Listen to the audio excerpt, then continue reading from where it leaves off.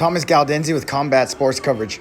How hard was it for you not to use the elbows? You've been a long-time UFC veteran. You're probably really used to the elbows. How was it hard for you not to use the elbows, or was it just okay?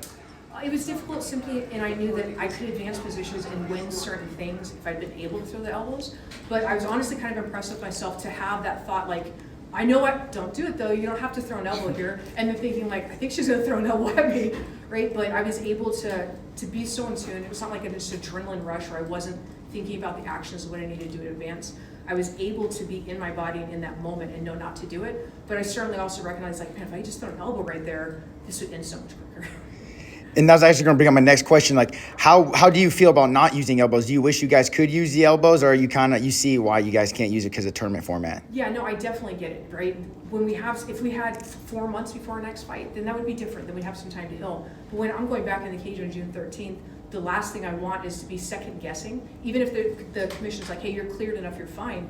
Worried in practice and taking risks and not taking risks I would normally take just to be healthy. So I like the format. I think it's smart and allows us to continue to get the whole season on. And if you could pick your next opponent, who would it be?